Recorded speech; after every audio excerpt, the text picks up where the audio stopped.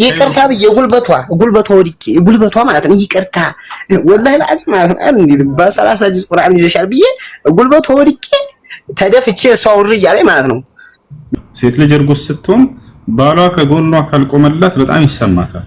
ገብቶሃል አይደል? ቆም ያለው እኮ እኔ እኮ አብሽር እያልኩ ነው። ገንዘብም ልላከልሽ ገንዘብሽም አለ የፈለገ ቢሆን አንተ መታገስ ነበረብህ። ውጪ አይባልበት ሰው በእርግዝና ላይ ያለች ሴት ልጅ ከየትኛውም ጊዜ በላይ ተበሳጫለች። ከየትኛውም ጊዜ በላይ እንክብካቤን ትሻለች። ገብቶሃል አይደል? ትንሽ ነገር ነው የዛን የሚያበሳጫቸው። በጣም ከባድ መስዋዕት እየከፈሉ ነው። እርጉዝ ነው የምትፈልገውን ነገር እያየችው እየሸተታት ትተፋለች፣ ታስታውካለች። ያ ነገር ያስጠላታል። በዚያ ሰዓት ልትመጣ ትችላለች። ሌሊት ተነስታ የሆነ ቦታ ወሰደ ልትል ትችላለች። ይሄን ሁሉ ታግሰ ዝግጁ መሆን አለበት ገና ሳታስረግዛት በፊት ሲጀምር።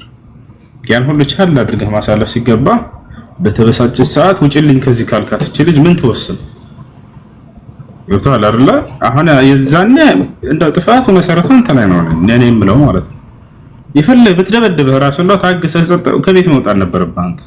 ጭራሽ ውጭ አልካት አንተ። ልታሲዘኝ ነበር ወላሂ ወሱ ልታሲዘኝ ማለት ነው። እንደዛ አለው የሆነ ነገር አለው ህገወጥ ምናምን ብላ ማለት ነው። በዛን ሰዓት ወላሂ ቁርአንን እኔ ይቅርታ ብዬ ተረገዟ ወድቄ ማለት ነው። ይዛላት ያችን ነገር አሳለፍኳት። ያውም ሰው ጎረቤት ማለት ነው ልታሲዘኝ ሌላ ችግር ጥልዶ ላይ ነበር። አሁን አዳምጥ ይኸውላችሁ ባካችሁ ለሌላችሁ ወላሂ ትምህርት ሰሩ። ሌሎቻችሁም ሚስቱን ለሚስቱ መልካም የሆነ ሰው በነገራችን ላይ ይሄ ሰው ነው በቃ አላህ ዘንድ በጣም መልካም ሰው ብሎ ማለት ነብዩ ሰለላሁ ዐለይሂ ወሰለም ለምን እንዳታሲዘኝ ውር እያለች በመታት ደግሞ ሌላ ችግር ሊመጣ ነው። አሁን እንደዚህ አርጌ ብዙ ነገሮችን እያሳለፍ አሁን መጨረሻ ላይ ደግሞ እንደዚህ አርጋ ሌላ ጠጣት አጥታልኝ።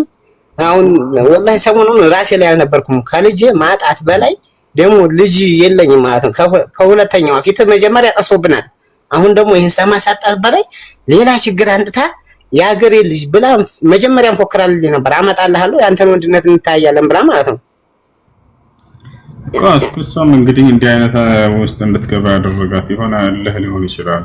ለማንኛውም አሁን ስህተቱ ተፈጥሯል። አሁን ምን ማድረግ እንዳለብህ እየነገርኩህ ነው። ገብቶሃል? ኧረ እኔ አለቃትም ሁሱ ወላሂ የመጨረሻ ለምን እንደሆነ ማለት ይሄ እንደዛ አድርጋ በፎከራ ያደረገችው ነገር ነው።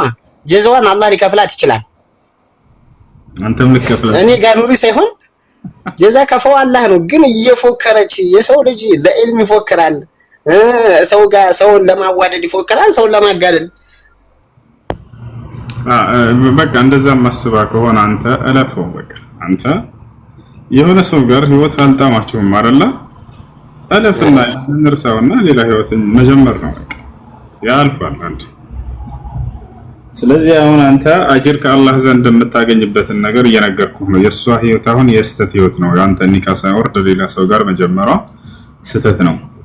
ደግሞ ከሁለት ወለደ እኮ ነው የሷ አላማና የሷ አላማ። የሚገርም ነገር ስለተገናኘ እሱ እንዴት ቤተሰቦቿን ሳይጠይቅ ወይ እናቷን ወይ የሆነ ቤተሰብ ኒካ መውረዷን ሳይጠይቅ እንዴት ያገባል? አሁን ከኔ መልስ ፈልገህ ነው ወይስ እኔንም ልትገጥመኝ ነው ክርክር? እኔ መልስ ነው የምፈልገው ማለት ተናድጄ ነው ሁሱ ወላሂ አዚም ይገባኛል። ወንድ ልጅ ላይ የሚባል በውስጥ አለ በሚስት ላይ ሰው እንትን ሲልብህ ልጅ እንትን ብላው ከሆነ በቃ በሷም ካንተ ጋር ተናዳ እንድትሄድ የሆነ ነገር ተፈጠረ። ከዚያ በዚያ ቅጽበት ደግሞ እልህ ይዟት የሆነ ሰው በህይወቷ ውስጥ እንዲገባ አደረገች።